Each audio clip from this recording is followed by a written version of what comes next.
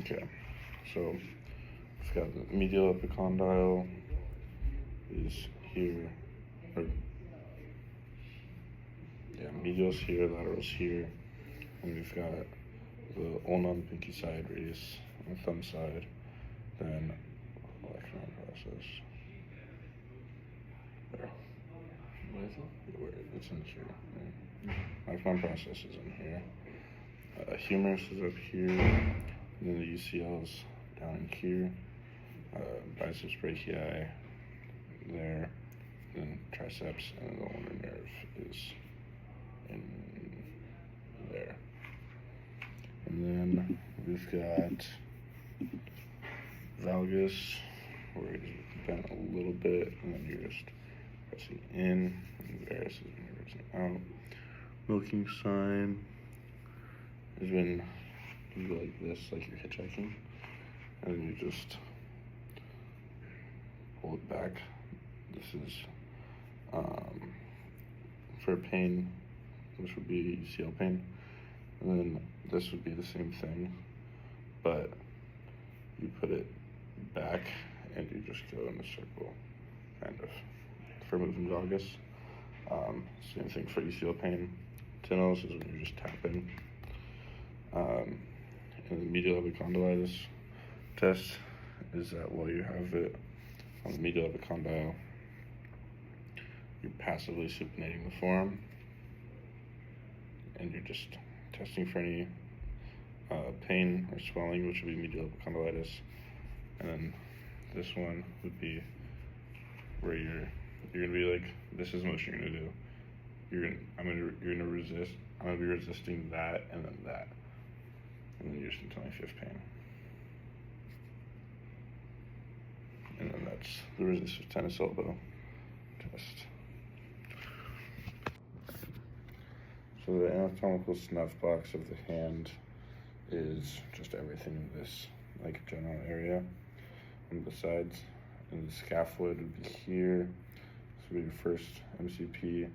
Then phalanges would be just the right in here parts. And we've got the distal radius and distal ulna. And we've got the TFCCs right in here. And the metacarpals 1 through 5. And the proximal intermediate phalange and the distal intermediate phalangeal joints. And then for the special tests, we've got Finkelstein's, where you're just gonna make a fist, and then we're gonna ulnarly deviate. And then if there's pain here, that would be the de Quervain's disease. And then for Phelan's, you're gonna go like this, and you're gonna hold them together as tight as you can. And if there's numbness or tingling in the fingers and there's carpal tunnel. And then handshake test is where I'm gonna grab both of your hands, and I'm just gonna squeeze like I'm shaking your hand. So yeah, like this. And then you're gonna you're gonna resist when I'm shaking them. And so then if there's pain, then there would be a scaphoid fracture.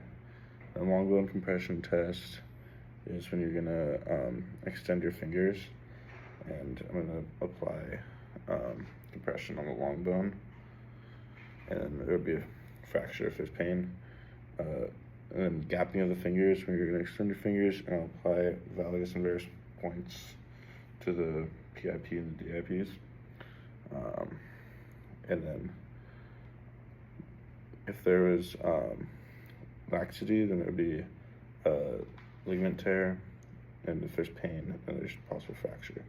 And tap test is when you're just extending your fingers, and I'm just gonna tap at the ends of the fingers, and then there'll be a fracture if there's pain. And then Tinnell's has been just tap again, and if there's like any numbness or tingling, then just carpal tunnel.